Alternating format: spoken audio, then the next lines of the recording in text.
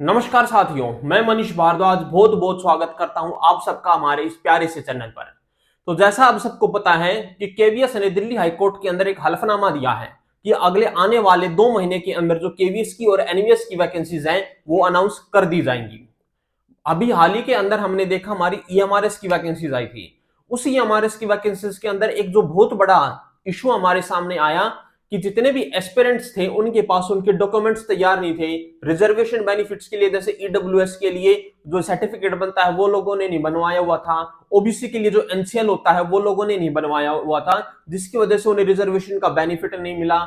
उनका जो नाम था वो उनकी 10th की मार्कशीट के साथ और उनके आधार कार्ड के साथ मिसमैच कर रहा था। इसकी वजह से उनको काफी सारी कठिनाइयों को सामना करना पड़ा।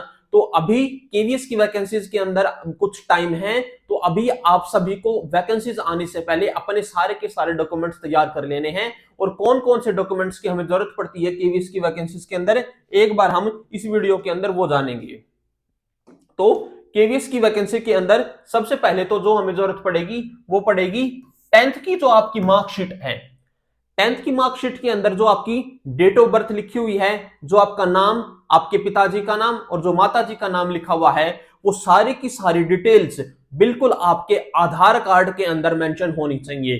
बिल्कुल 0.1% का भी एरर नहीं होना चाहिए। अगर थोड़ी सी भी इधर उधर प्रॉब्लम आती है तो आपका जो रिजेक्शन होता है वो कैंसिल हो सकता है, या फिर एग्जाम सेंटर पर तब आप जाएंगे तब आधार कार्ड के साथ आपकी वेरिफिकेशन की जाएगी। हॉल के अंदर जाने से पहले उस टाइम पर आपको एंट्री नहीं मिलेगी। जो डिटेल्स आपकी 10th क्लास की मार्कशीट में है वही सारी की सारी डिटेल्स आपके 12th क्लास की मार्कशीट में होनी चाहिए। वही सारी डिटेल्स आपकी ग्रेजुएशन और डीएलएड और बीएड के अंदर होनी चाहिए। एक सबसे बड़ी बात, जितने भी मेरे साथी है, जितने भी एस्पिरेंट्स जिन्होंने अपनी बीएड और डीएलएड प्राइवेट कॉलेजेस से की है, उनको एनसीटी से एक सर्टिफिकेट बनवाना पड़ता है।